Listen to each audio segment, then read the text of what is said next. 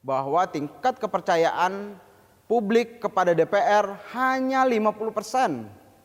Itu sebuah gambaran bagaimana rakyat sudah jengah dengan tabiat negatif yang kini melekat pada anggota DPR. Tentunya berimbas pada citra DPR sebagai lembaga tukang pelesir.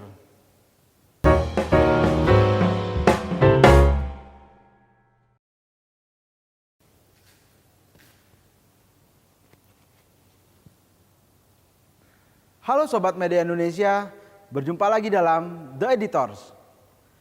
Sorotan terhadap gaji dan fasilitas fantastis anggota DPR yang dianggap tidak sebanding dengan kinerja buruk mereka ternyata tidak mampu membuat para wakil rakyat ini sadar.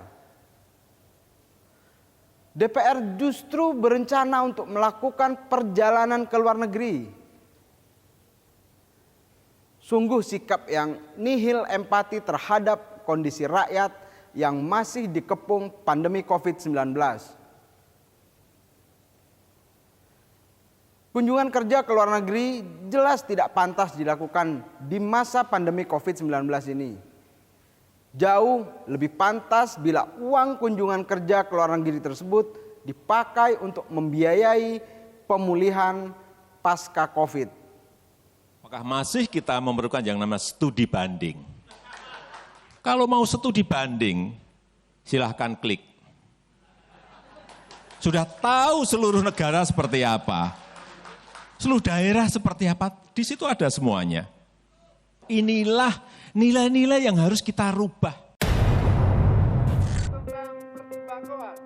Kritik Jokowi terhadap reformasi birokrasi dalam proses legislasi sangat mengena di tengah rendahnya kinerja anggota Dewan. Rapat paripurna DPR ke-22 pekan ini misalnya didominasi kursi kosong. Dari total 560 orang anggota Dewan, hanya 85 anggota Dewan yang hadir. Kritik terhadap tabiat miring para anggota DPR sepertinya sewujud dengan kaset usang. Berulang kali diputar, diutarakan, tapi tak didengar dan tak kunjung ditunaikan. Anggota Dewan sepertinya masa bodoh dengan kehebohan rakyat yang mempersoalkan perilaku yang dianggap menghamburkan uang negara tersebut.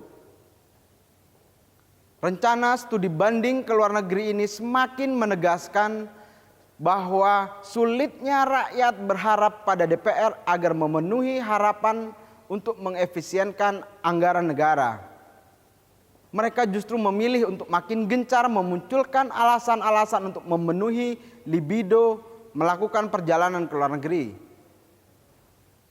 Brazil dan Ekuador diyakini menjadi negara tujuan tempat studi banding yang tepat bagi anggota DPR terkait dengan penyusunan rancangan undang-undang tindak kekerasan terhadap perempuan yang rencananya akhir tahun ini akan disahkan.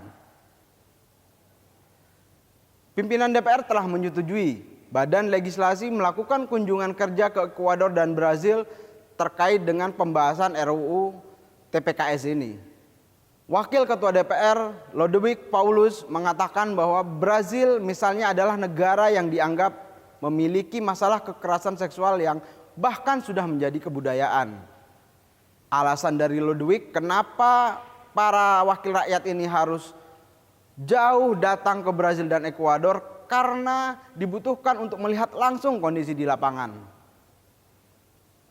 Saya kutip pernyataan Lodewijk.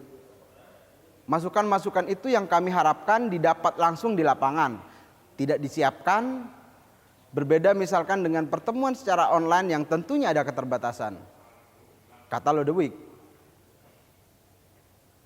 Memang RUU tindak pidana kekerasan seksual harus segera diundangkan. Kekerasan seksual sudah mengganggu rasa aman seseorang yang sepenuhnya dijamin konstitusi. Berdasarkan data Komnas Perempuan, sepanjang 2011 sampai 2019 tercatat lebih dari 46.000 kasus kekerasan seksual yang terjadi di ranah personal, di rumah tangga, dan bahkan di ranah publik. Akan tetapi harus tegas dikatakan, di tengah semua serba digital, informasi apapun, dimanapun akan mudah diperoleh secara daring. Untuk apa studi banding jauh-jauh sampai ke luar negeri? Padahal informasi yang dibutuhkan bisa diperoleh dengan berselancar di handphone pintar kita yang ada di dalam genggaman kita. Di samping itu, ada banyak cara yang lebih efektif dan efisien yang bisa dilakukan anggota DPR untuk menimba informasi dari luar negeri. Seperti menggunakan informasi elektronik dari internet, lewat korespondensi, atau bahkan telekonferensi. Tak ada urgensinya para anggota DPR ini studi banding hingga melintasi benua. Publik pun berang. Warganet begitu juga sangat menyayangkan sikap DPR ini. Salah satunya Oscar, pengguna akun Facebook yang memberikan komentar di laman Facebook Media Indonesia. Pandemi COVID-19 ini di mana-mana, kok DPR malah mau melakukan studi banding? Sudahkah diselesaikan semua RUU Prolegnas DPR menjadi undang-undang? Setiap studi banding ke luar negeri menyedot anggaran besar. Kepada siapa pertanggungjawaban DPR?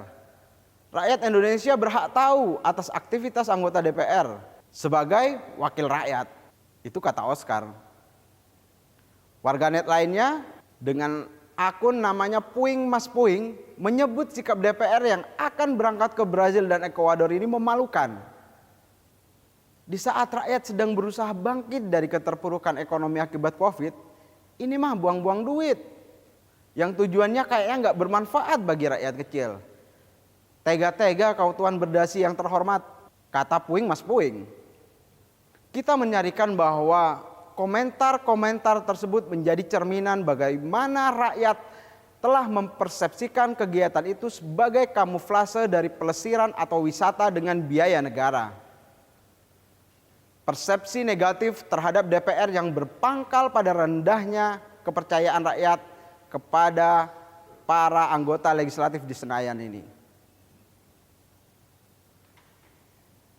Rakyat cenderung menanggapi sikap dari anggota DPR ini dengan sentimen yang negatif.